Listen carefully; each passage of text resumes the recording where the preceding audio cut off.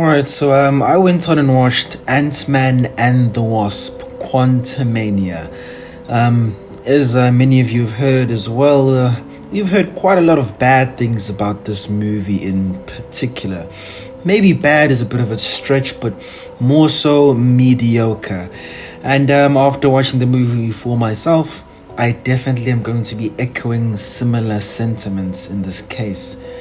There are a number of I think foundational issues that would hold such a movie back from being something phenomenal. This was supposed to be the vehicle that was going to kickstart Phase 5 into the stratosphere, and unfortunately they're still down here on Earth alongside with the rest of us. It definitely peters towards the mediocre and generic side, and I think it's for a number of main reasons. I think the first thing is that Paul Rudd, the main character for this movie, was honestly poor.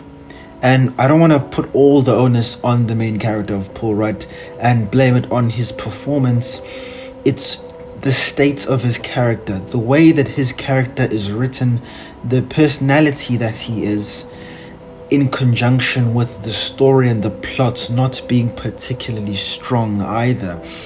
The best performance in this movie by far is Jonathan Majors as Kang. Particularly, I'd say my favorite scenes with him, there's a very short segment during this movie where he is with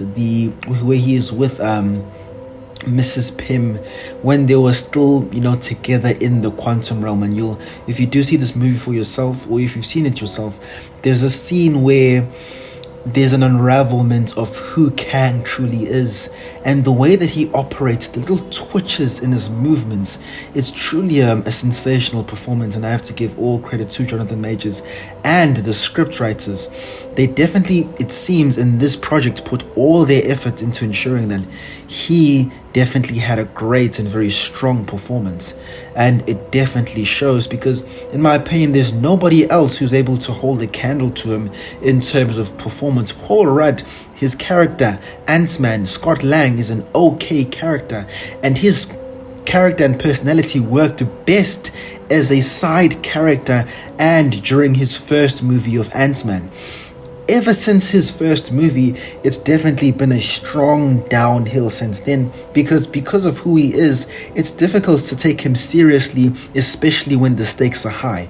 And during this movie, the stakes definitely are high. There are a huge amount of moments where people's lives are at stake, but because of who he is, and I don't know what the issue was per se, but he was never formidable. He was never competent. He's never a character who will strike fear into the enemy. Now, for someone who hasn't seen the movie, you may not understand what I'm about to say, but everybody gets out, I'd say, it ends too well. And you'll understand this when you watch the movie for yourself, but it ends too well for all the characters involved, and this is why people will describe this movie as mediocre and generic. This is the typical superhero story where the story, characters, and plot isn't that good, but what impresses us are the theatrics, the CGI, and the action and all of that. But the difference is that if this movie, Ant-Man in Quantumania, was released about maybe 15 years ago, we would have completely different sentiments, as it's rare to come across movies and stories of this genre. But we live in a completely different time now. We are living in a space where we are oversaturated with superhero content. We're being sandwiched from stuff from other creators, people who make The Boys, Invincible, people who are tackling other parts and the more so evil side of the superhero genre. And we've got the traditional superhero stories that we know and love, and there are many adaptations from DC and Marvel Studios. So we have a huge amount of content to compare it from. So for a movie to actually be able to stick out and to impress us in this current marketplace, because it's simple, it's basic economics, supply and demand. We have a huge supply, so whatever you give to us is automatically going to be less valuable, because there's a huge amount of competition, and some of the competition is doing really well. And unfortunately in this case, Ant-Man is definitely towards the mediocre and very average territory. The plot itself is just eh. Characters such as his daughter, Scott Lang's daughter, Cassie, is a genius out of absolutely nowhere. This is an individual who doesn't have a university degree, who has no experience in this field, and out of nowhere, she's just a smart, crazy genius, which unfortunately just seems to be a trend here in the Marvel Cinematic Universe. Let's just make every side character or young character into a genius. A wee bit odd, but it is what it is, and they're sent into this entire story quite early, and they get right into it. But as I said before, there really aren't any great characters in this, this entire story. Actually, the two best characters who have the best performances, I would say, are Kang, as I'd mentioned before, and Mrs. Pym. I forgot her name. Her name escapes me now, but the person who's married, who's Hank's wife, and they're the only people who actually have interesting characters, interesting things happen to them, and that's really what it's all about. Everybody else is just there. Now, I'll be honest, it's called Ant-Man and the Wasp, but if you watch this movie, the Wasp, in my opinion, personally, plays a very, very small role in this. Now, she's definitely involved in the action scenes, but in terms of plot and narratively, she probably has played her weakest role in this movie in comparison to all of the other ones that we've seen.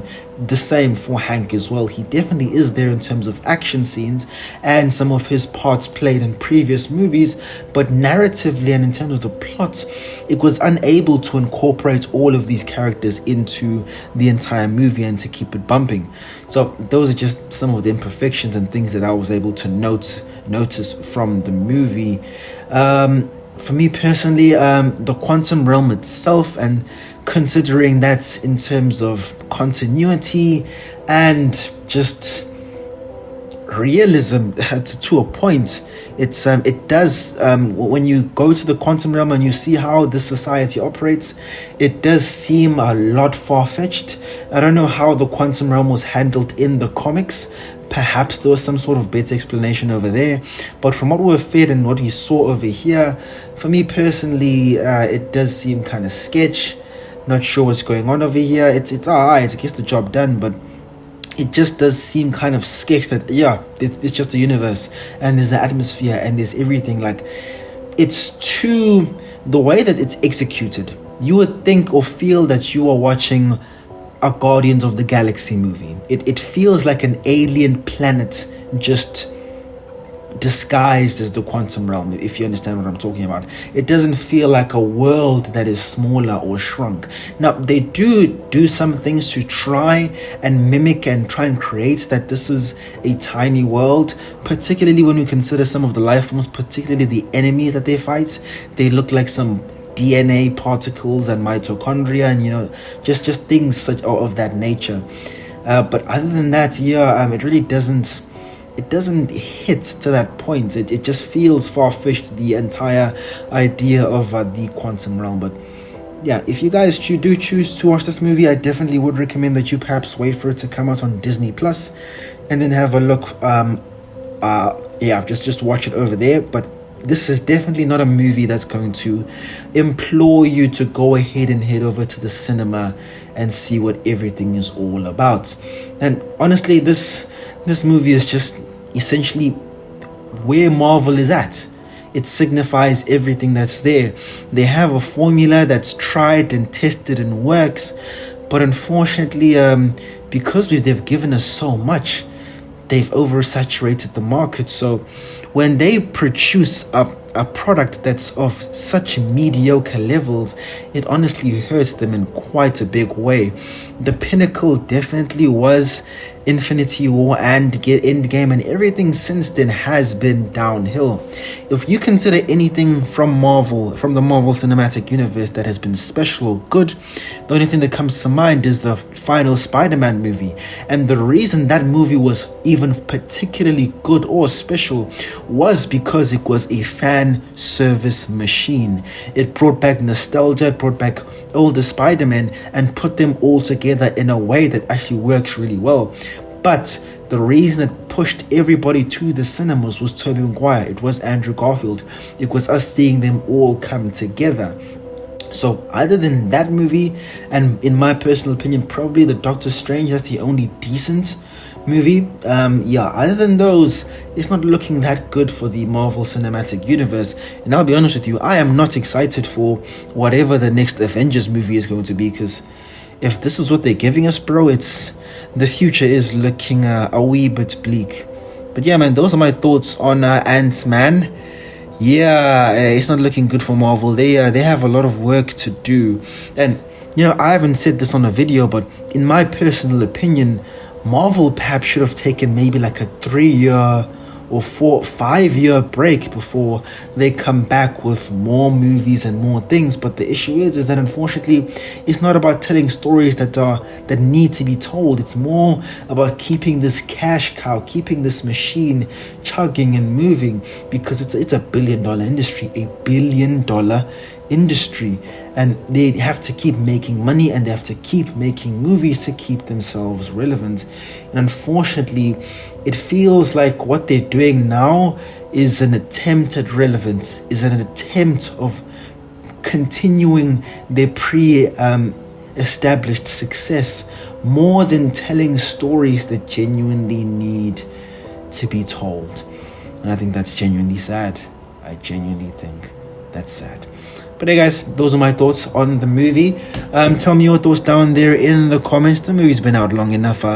If you got some spoiler things to mention, let's talk about it down there in the comments. Tell me your thoughts, and we'll converge the next time on my next video. So take it easy, gents.